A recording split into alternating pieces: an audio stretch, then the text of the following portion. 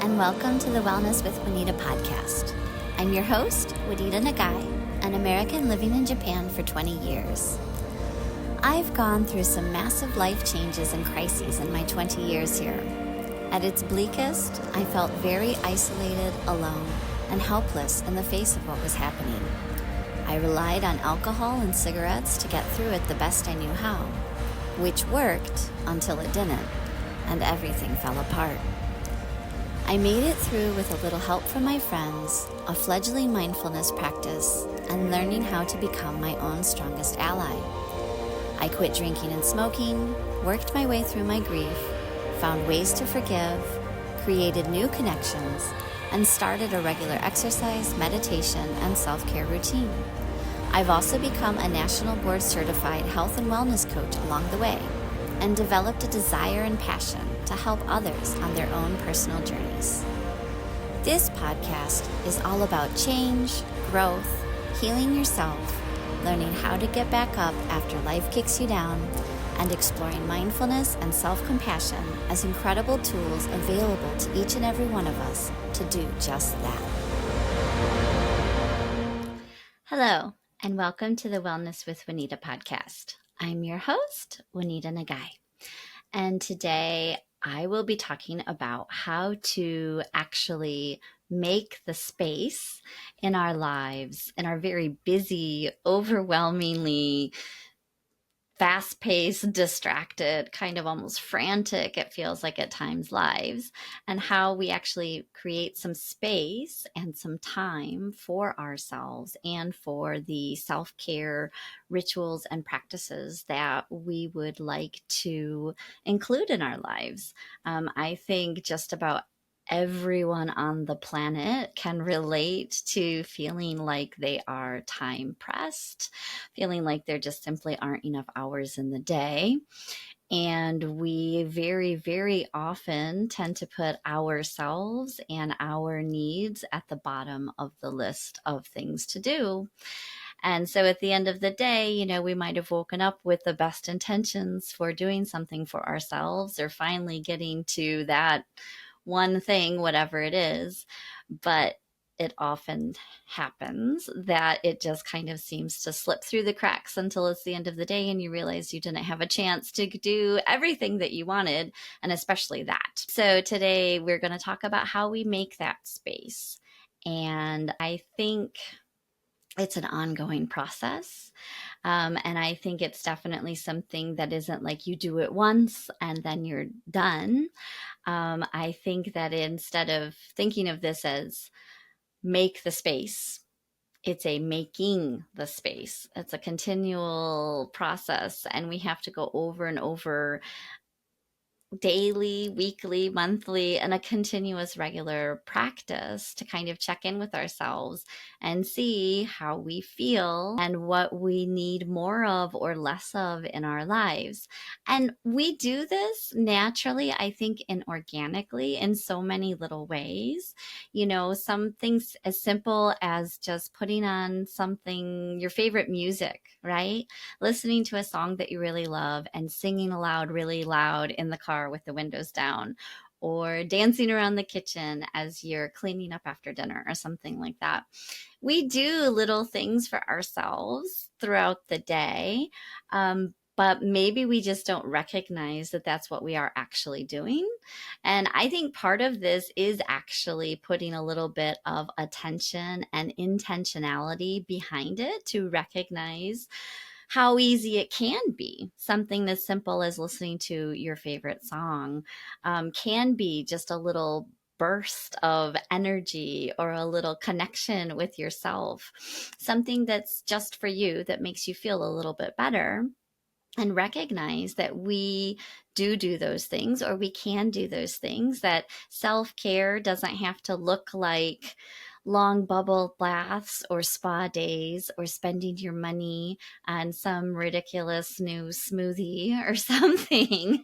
But it really can be just little acts of care for yourself. It can also be big acts of care for yourself. And if you are wanting to start, like a new exercise routine, or try to, eat in a different way, go shopping in a different way. Those are also obviously acts of self-care and also very, very valid. But what I'm trying to emphasize is that it doesn't have to be a major, life-changing, huge undertaking. That those little things that you do for yourself throughout the day and the little pockets of time that you either find or create for yourself really can add up. As one of my favorite podcast hosts says, little by little, those little things add up to a lot. So that is what we're going to be talking about today. Before I dig into the nitty gritty of some actual like practical steps, actual things that we can do, I wanted to talk a little bit about this kind of chicken and the egg, I think, phenomenon that happens when we are thinking about things like self-care or healthier habits or like actions, like things that we can do to change the way that we kind of go about our days. Um, I feel like once we do, once we are able to somehow start doing those things and we start to feel the effects, that in itself can be the biggest motivating factor. And so, as an example, taking myself, when I can't do some of the practices and the routines and the rituals that I now do as part of my kind of daily, weekly, monthly life. But let's say that I don't journal for like a month. I have gone through periods in my life where I have not journaled for much, much longer than that. So it's not like something that is necessary in the same way that like getting enough sleep and at this point, exercising and meditating and things like that are for me. But it is important to me, and I do really appreciate that practice. I can feel it when I am able to do it on something like a regular weekly basis. I can really tell every time I check in with myself and I reread what I wrote a week before. It's just so grounding and illuminating and entertaining and educating and all these different wonderful things. But it's really, really important to me. And it's very, very truly helpful for me to get my thoughts out on the paper and then to reread them and to check in with myself and to see how things are progressing or to see how things have changed. But I don't always get to it every week. And when I don't, I really can notice it. It might be subtle, but I do notice it. And I think this is why it's kind of tricky, because I think it can be so subtle, the changes that come with starting to take better care of ourselves and do things that really help ourselves. Things like journaling, I think, lie on the more subtle grayer zones. Things like quitting smoking or quitting drinking, maybe because it is something that deals with our physical bodies. We can feel the differences probably a little bit more readily if we are in tune with our bodies in that physical way. But even then, I think it can be really, really subtle. I know now, having quit smoking and drinking years ago and taking care of myself in these other ways, like regular exercise and really good sleep and meditating and, all of these different things that I do for myself now, I feel so much better than I did for so many years of my life. For so long, I just drank every single day. Like the only time that I didn't drink was if I was so hungover still the next night that I needed to take a night off. And then I would get the rest that my body so desperately needed. But it was this really extreme situation where my body would just be literally shutting down and screaming at me with the crazy headache or throwing up or, whatever horrible thing I was doing to myself with the excessive alcohol.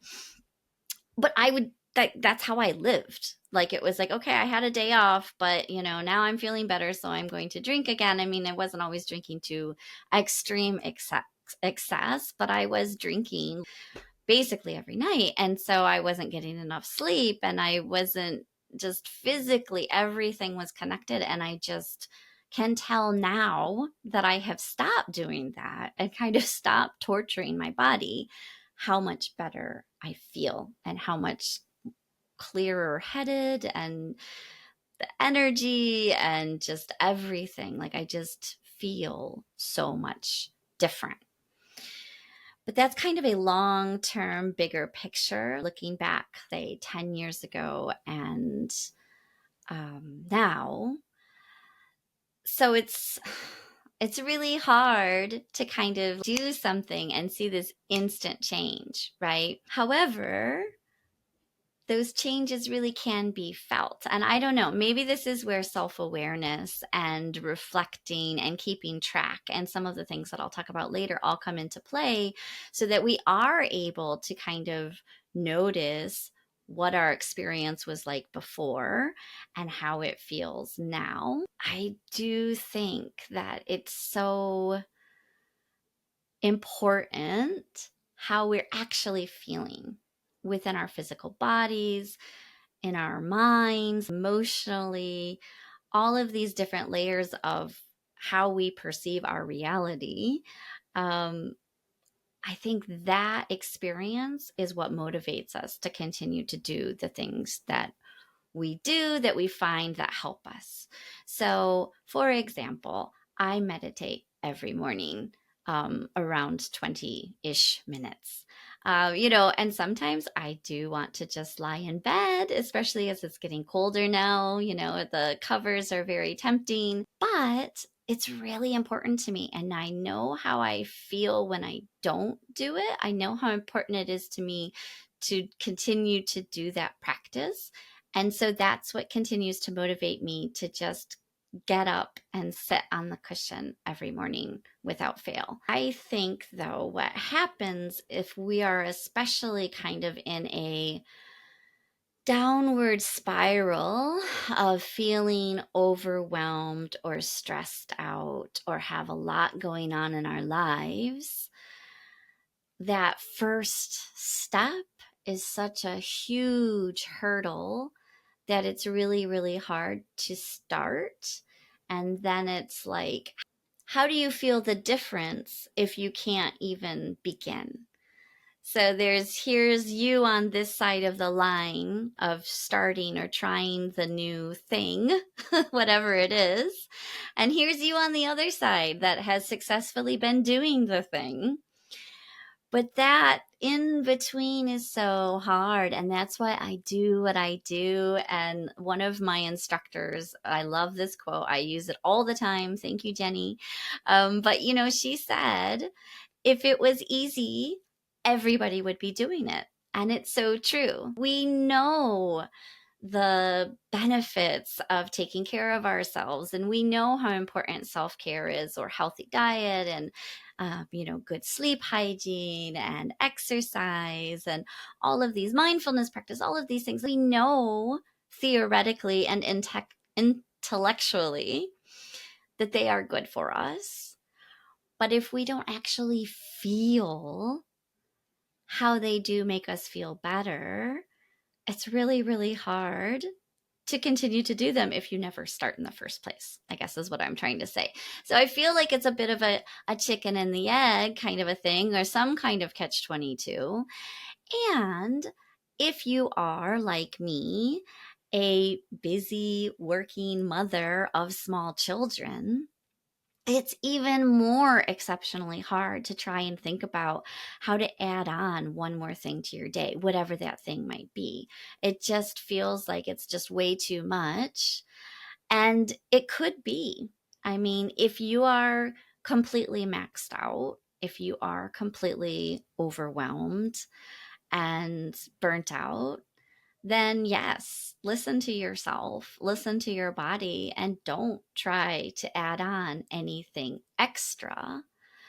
Maybe if you're in that situation, what your body and mind is calling out for and craving is rest and slowing down and care in whatever small ways that might be possible, whatever that might look like for you.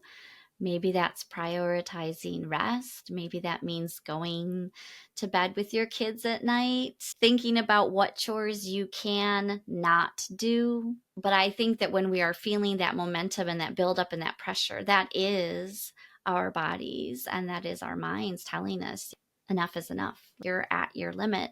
And it's important to listen to that and respect that voice and start there. There's a reason that my tagline is start where you are, because that is the only place that you can start.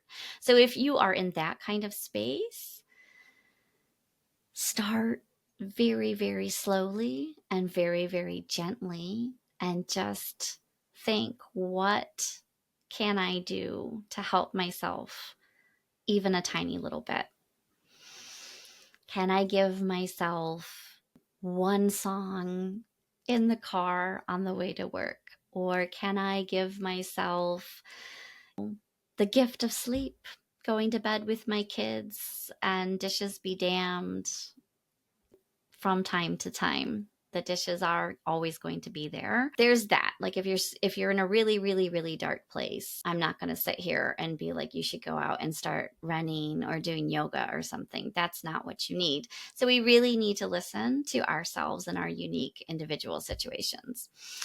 If you are just feeling like a really busy, overworked mom and thinking, yeah, I'd like to do this, that, or the other, but I just don't have enough time, or there's just too many other things to do, there's just not enough hours in the day, this is where I would like to offer some practical steps and some ideas for how you can start to give yourself a little more nourishment, a little more care, a little more TLC in general. So, we cannot do everything all at once. We do need to start with one thing at a time.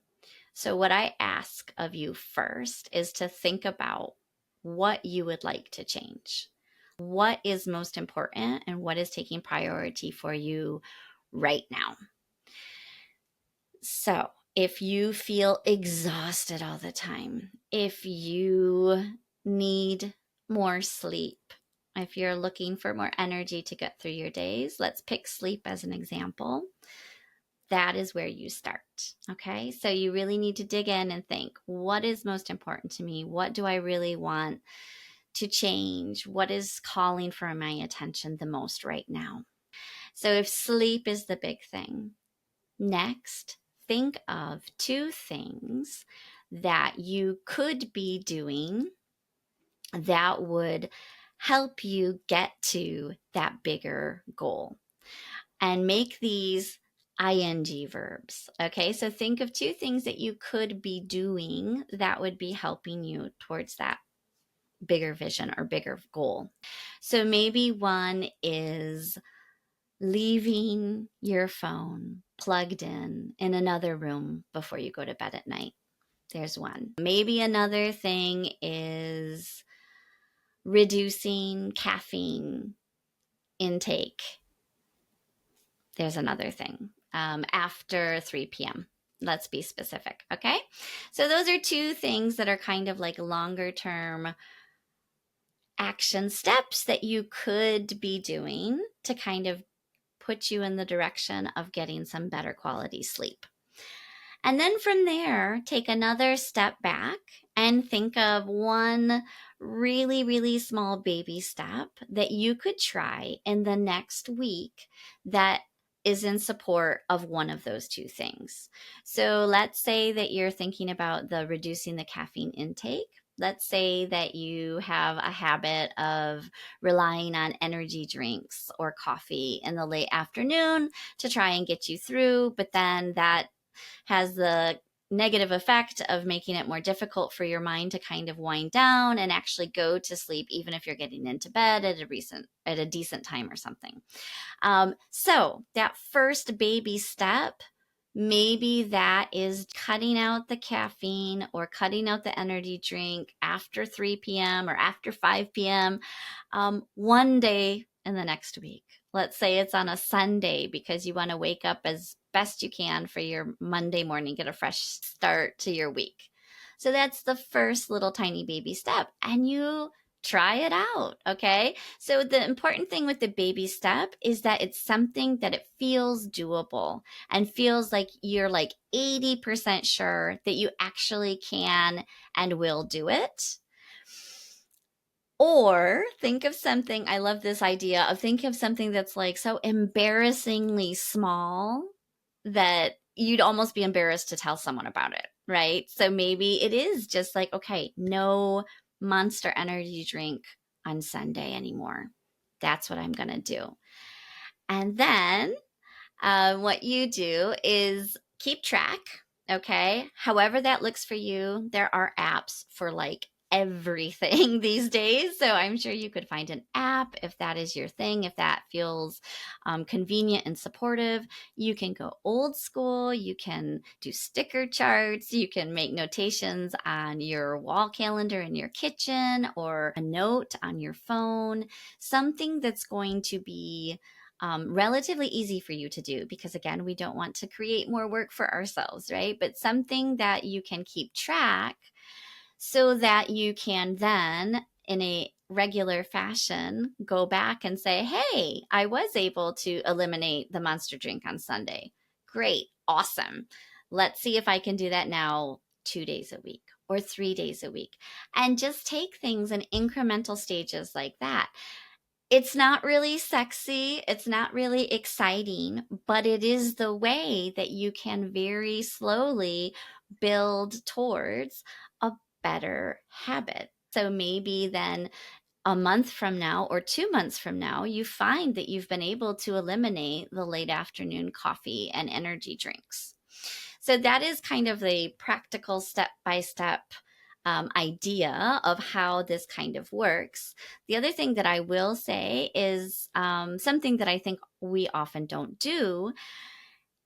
The beauty of keeping track is that you're able to see progress over time. And, this could also be like accountability buddies. You could tell a friend, you could tell a family member, whatever it looks like.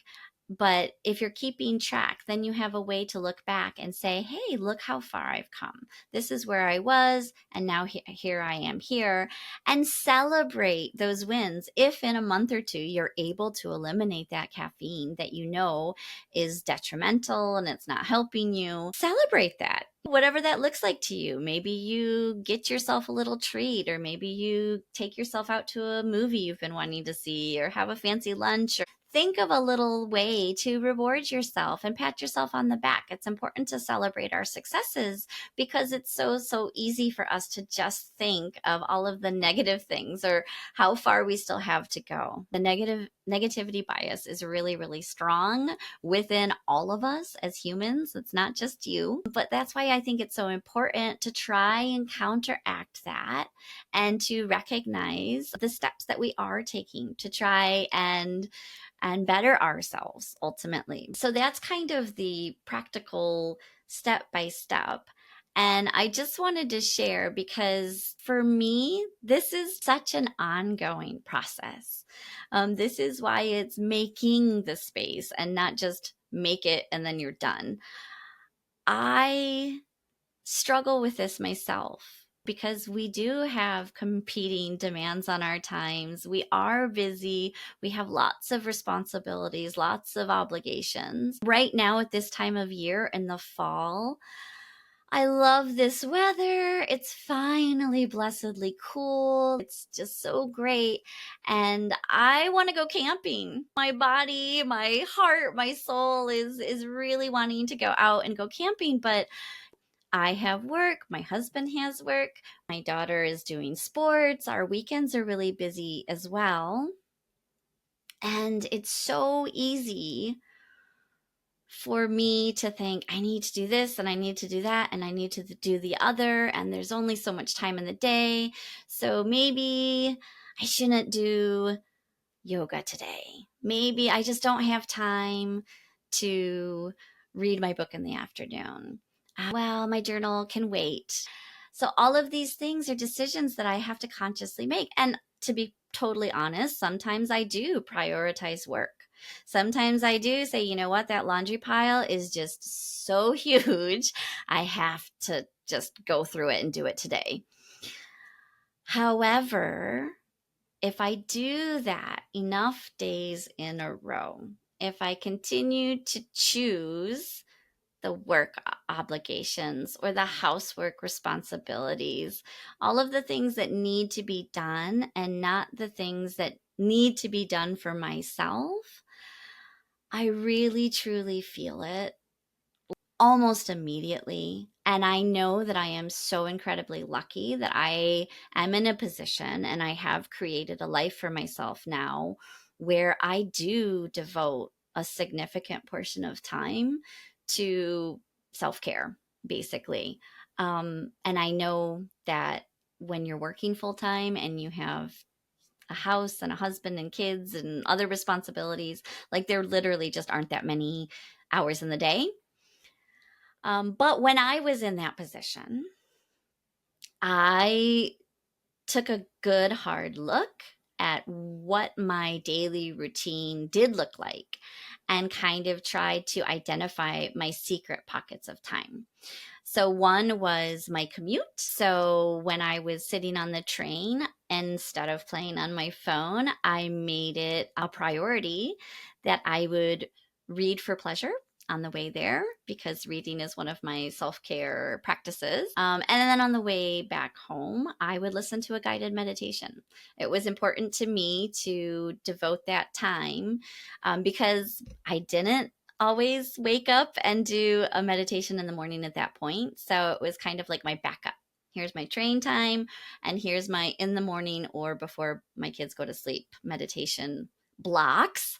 And I would usually meditate at least once a day, having those kind of three different options.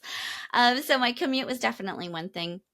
But even thinking about things like first thing when you wake up and right before you go to bed at night, we don't need to take a ton of time to do little things that are nourishing and that take care of ourselves.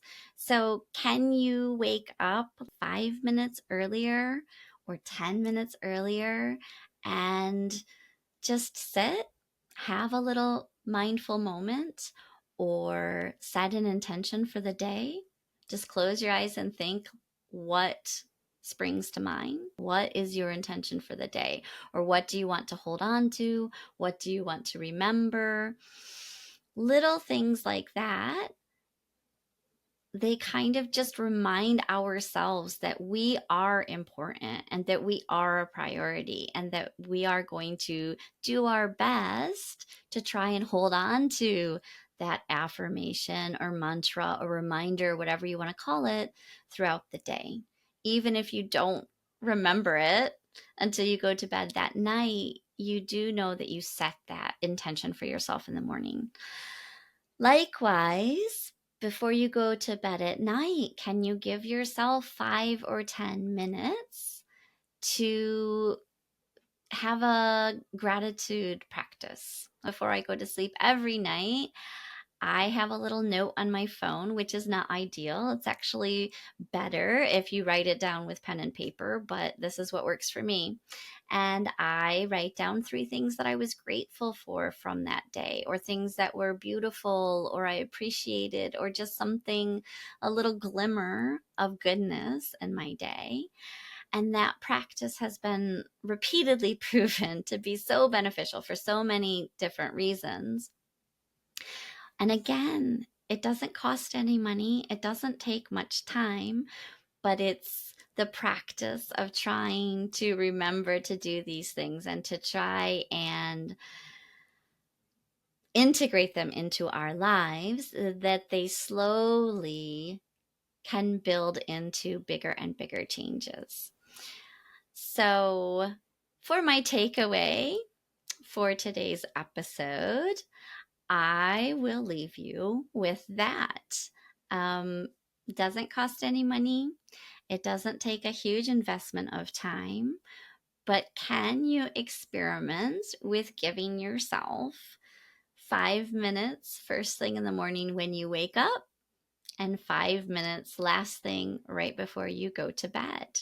Can you think about how you want to frame your day? Just even checking in with yourself, just taking like 3 deep breaths, experiencing your body as it is, giving your mind a little moment of clarity, letting yourself have that morning moment, and then 5 minutes at the end of the day to take note of 3 things that you were grateful for or 3 things that you appreciated from your day.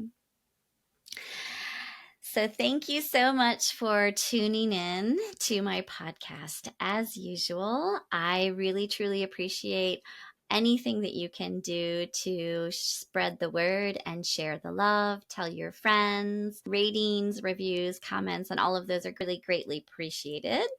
And I do work individually with clients. So if the things that I was talking about today all feel like pie in the sky, great ideas, but the actual nitty gritty of how do I do it, or that just doesn't work in my life, or, I'm too busy or whatever.